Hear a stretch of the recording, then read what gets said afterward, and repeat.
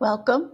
This video is a very brief introduction to 4 Teach Like a Champion strategies from the book Teach Like a Champion, which can be especially useful to our new teachers. I am Dr. Amy Wagner, a professional learning specialist with Charlotte-Mecklenburg Schools. So in this video, I will talk briefly about the Teach Like a Champion book. Then I will describe each of the 4 strategies, which are cold calling, show calling, no opt-out, and positive framing. Then I'll close out with some contact information and possible next steps.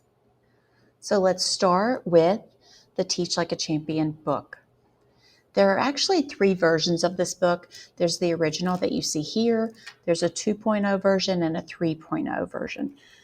The strategies in these books overlap a lot, but they are all straightforward, easy to replicate, and they can be lifesavers for our new teachers. Everything in this presentation is from Teach Like a Champion. So the first Teach Like a Champion strategy that we want to talk about is cold calling.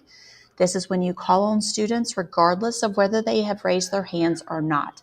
This creates accountability and makes them more likely to complete tasks. Cold calling is not about catching students or putting them on the spot. Cold calling should be about encouraging all students to participate in a lesson and be heard. This is a fantastic opportunity to provide feedback to students based on their responses. Students may not initially like cold calling, particularly those who are content to not engage in the question and answer discussions. Make sure that they know that asking all members of the class to think hard about the questions promotes a learning environment that is more equitable for everyone. So it's actually more fair than the hands-up approach. Cold calling is also about hearing from students equally, as I just mentioned. A name wheel, a checkoff sheet, and equity sticks are all ways to make sure you're hearing from everyone. If you have a Promethean board in your classroom, there may already be a wheel you can add names to within that device.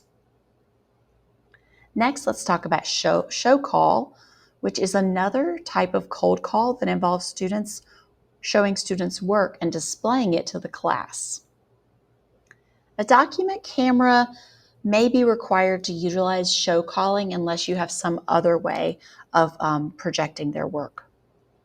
Use show call to spotlight bright spots in student work, build a culture of revision, and display a variety of ways to solve a problem.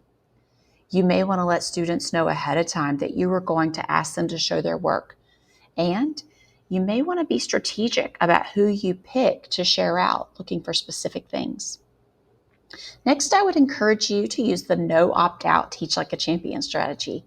So many times in a busy classroom, we call on the students, they say they don't know, and we move on to the next student without thinking too much about it. But what if we didn't?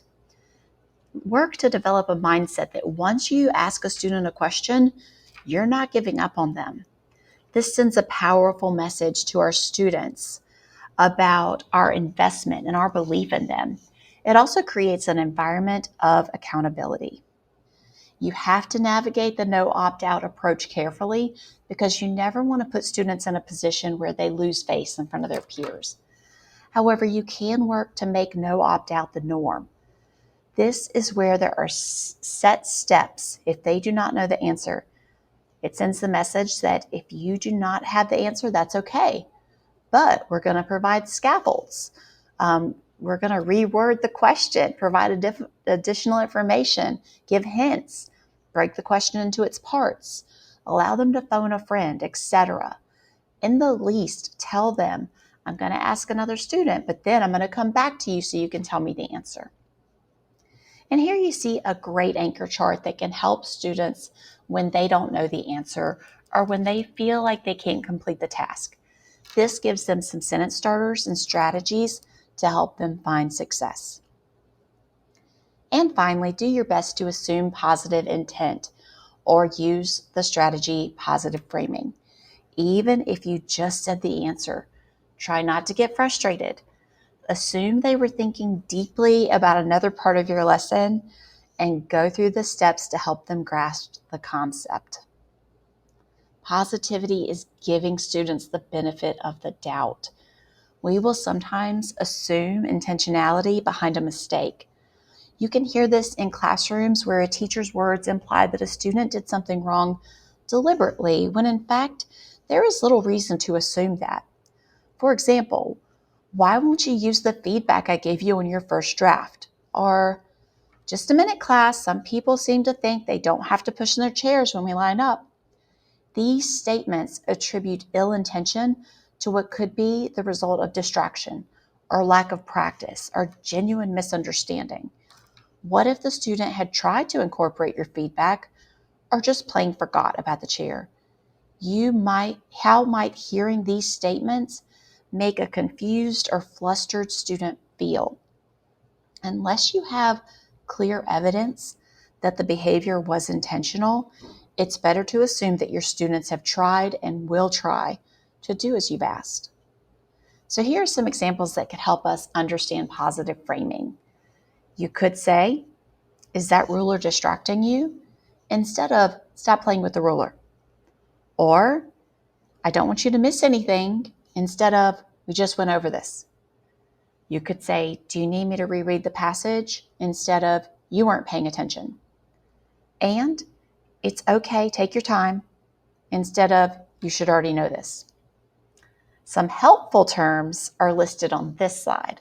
One of the most useful words for assuming the best is forgot, as in, "Just a minute, a couple of us forgot to push in our chairs, let's try again." Given the benefit of the doubt, your scholars can focus their energy on doing the task right instead of feeling defensive. Further, this approach shows your students that you assume they want to do well and you believe that they can. It's just a matter of nailing down some details. Confused is another good assume the best word, as in, "Just a minute, some of us are confused about the directions, let me give them again." Another approach is to assume that the error is your own. For example, "Just a minute, class, I must not have been clear, let me go through the directions again." This one is especially useful.